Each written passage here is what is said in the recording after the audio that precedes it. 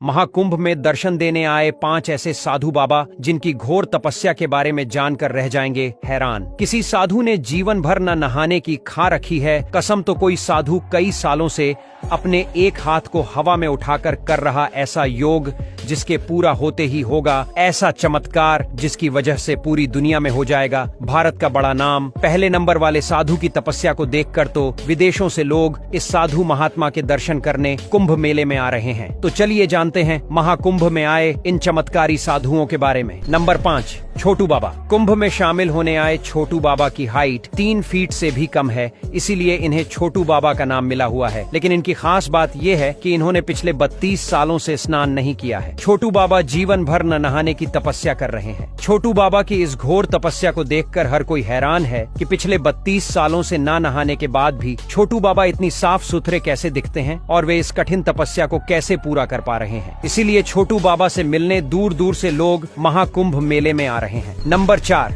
अनाज बाबा। कुंभ में शामिल होने आए अनाज बाबा की खासियत ये है कि ये बाबा पर्यावरण को ध्यान में रखते हुए ऐसी घोर तपस्या कर रहे हैं जो बड़े बड़े संतों के लिए भी कर पाना काफी मुश्किल है। दरअसल इन्होंने पिछले 5 सालों से अपने सर पर कई तरह की फसल उगा रखी है। अनाज बाबा के सर पर बाजरा, गेहूं और चना जैसी कई तरह की फसलें उगी हुई हैं। इन बाबा ने ये घोर तपस्या इसलिए शुरू की थी ताकि ये दुनिया भर में पर्यावरण संरक्षण का संदेश दे सके। नंबर 3, राधेपुरी बाबा। उज्जैन के रहने वाले राधेपुरी बाबा की तपस्या के बारे में जानकर पूरी दुनिया हैरान है। दरअसल राधेपुरी बाबा ने पिछले 15 सालों से अपना एक हाथ हवा में उठा रखा है। उनकी तपस्या के कारण उनके इस हाथ ने काम करना भी बंद कर दिया है, लेकिन इसके बावजूद भी उनका हाथ कभी नीचे नहीं हुआ। राधेपुरी बाबा के नाखून और उंगलियां भी एक दूसरे से जुड़ चुके हैं, जिस वजह से उनकी तपस्या को सबसे कठोर तपस्या भी माना जा रहा है। राधेपुरी बाबा का कहना है कि वे विश्व कल्याण के लिए इस तरह की तपस्या कर रहे हैं और जीवन भर उनका ये हाथ हवा में ही रहेगा। नंबर 2,